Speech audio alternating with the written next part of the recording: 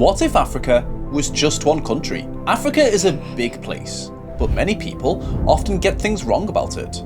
They think all of Africa is the same. But Africa has many countries with many different people. In total, 1.4 billion people are living in Africa. For a long time, people have had the wrong idea about Africa. They think it's only a place with problems like hunger and sickness. This isn't true for the whole continent. It's not right to think one country represents all of Africa, just like one person doesn't speak for everyone. When people make big claims about Africa without knowing the facts, others might get upset. They feel this shows ignorance. It's important to know the truth about Africa and to understand its diversity. Many people think Africa is just one place, but Africans know it's not. Africa is big. It has 54 countries, and each country is unique. They have their own money, beliefs, and leaders. Some areas in Africa even see themselves as Arab, not African. Africa is changing fast. It faces challenges, but also has many success stories. Cities like Nairobi, Kigali, and Lagos are becoming tech centers. These cities are making big moves in the digital world. There are also big companies in Africa. For example, Google has offices there. They are working on making the internet faster for many people in Africa. The money Africa makes is growing faster than other places in the world. More people are moving to cities. The internet is reaching more people. This helps many in Africa join the bigger world economy. Africa has many countries, but they don't always work well together. This slows down their growth. It also makes Africa depend on others. Jolin Ackle, a big boss at Iron Capital, talks about this. Iron Capital is a company that works only in Africa. He says that the countries in Africa don't support each other enough. For example, they don't buy and sell a lot with each other. In 2017, only 17% of all trade in Africa was between African countries. This is very low. It's the lowest of any big area with many countries. Imagine if Africa was one big country. It's made up of 54 different nations. Each one has valuable natural stuff like gold and oil. Some countries make a lot of money from these resources. South Africa makes the most. $125 billion every year. Nigeria earns $53 billion. Algeria gets $39 billion. Angola $32 billion. And Libya $27 billion. These 5 countries make most of the continent's money. Now, think about a world where all African countries were united. What if you could travel easily from one end of Africa to the other? What if they all used the same money? Africa is really big. It's about 30.3 million square kilometers.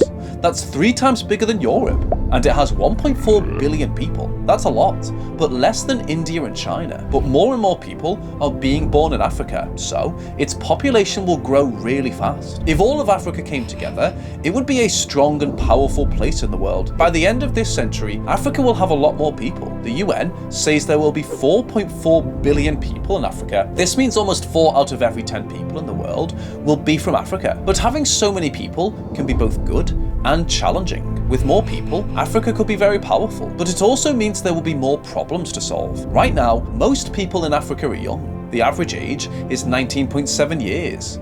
This is much younger than the world's average of 30.4 years. Not everyone in Africa can read and write well. On average, 64 out of 100 people are literate. But this number is different in different countries. For instance, in Libya, 94 out of 100 people can read and write. But in South Sudan, only 27 out of 100 people can. Africa is really big and has many different people and cultures. If it was one country, it would be very diverse. There are so many languages in Africa. In fact, it's the place with the most languages in the world. People there speak between 1,250 and 3,000 different languages. Many Africans can speak 2 local languages and another language from Europe.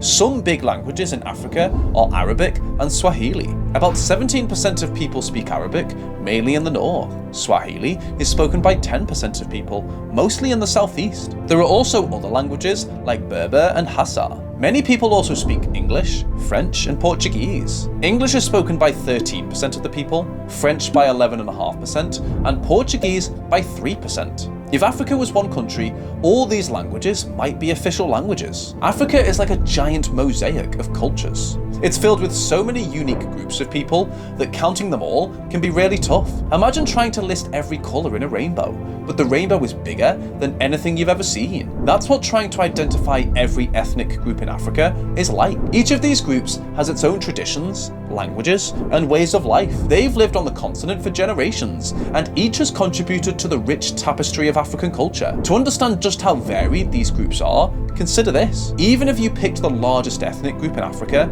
it would only represent less than 8% of the entire African population. That means no single group dominates the continent. Instead, Africa is a true blend of diverse peoples coexisting. Religion in Africa is a colourful mix. Christians and Muslims are the two biggest groups. Each of these two groups makes up around 47% of the people. That's almost half and half. Then there are traditional African religions. These make up about 10% of the people. Now you might think the numbers don't add up because they seem to be more than 100%. But here's the thing. Some people mix beliefs from different religions, so they might be counted more than once. Lastly, not everyone follows a religion. Around 2% of the people in Africa don't believe in any religion or god. They're called non-religious or atheists. Lagos in Nigeria is huge. It's the biggest city in Africa. So many people live there, it's even more than the whole of Romania. But if all of Africa was one country, Lagos might not be the capital. A better choice could be Addis Ababa in Ethiopia. Why? Because it's already an important city in Africa. It's where the African Union is based. Think of the African Union as Europe's European Union. So, Addis Ababa already has experience being a centre for African matters. Addis Ababa in Ethiopia is a big deal for Africa. It's where the African Union meets. They have a special place there called the African Union Conference Centre. Not just that, a part of the United Nations focused on the African economy is also in Addis Ababa. That's why many call it Africa's political capital.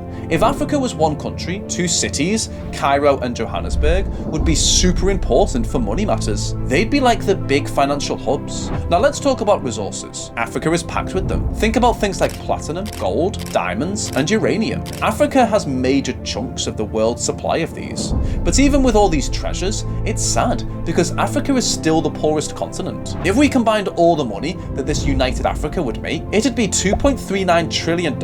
That's huge. It would be the 7th biggest economy in the world. It'd be more than what India makes, but a bit less than countries like France, Germany, and the UK. Africa is big and full of potential, but right now, many people don't have a lot of money. On average, each person might earn about $1,992 in a year. That might sound like a decent amount, but the World Bank says if you live on less than $1.90 a day, you're poor. Sadly, many people in sub-Saharan Africa live on even less than that, around 70 cents a day. But it's not all bad news. Experts think Africa's economy will grow really fast. By 2030, it might even be bigger than the economies of France and the UK. So people wonder, what if all of Africa was one country? This isn't just a dream. There's actually a plan for it. The African Union is working on ways to get African countries to cooperate more. They have plans called the Agenda 2063, and they're focusing on economic growth and unity. While globalization hasn't always been fair to Africa, the continent is finding ways to grow. Take tourism, for example. Countries like Kenya, Rwanda, Uganda, and Tanzania earn a lot from people visiting their beautiful places. And with new technology, services can be offered without the need for people to be close together. Think about the possibilities. If Africa united, it could be a global powerhouse. A big population means a strong army and a big economy. They could challenge other global leaders. Imagine all of Africa with its many cultures and languages coming together. One continent, one flag, and a bright future ahead. If you like what you watched, don't forget to hit the like button, and for more awesome content, make sure to subscribe to our channel. Stay tuned for more trending topics.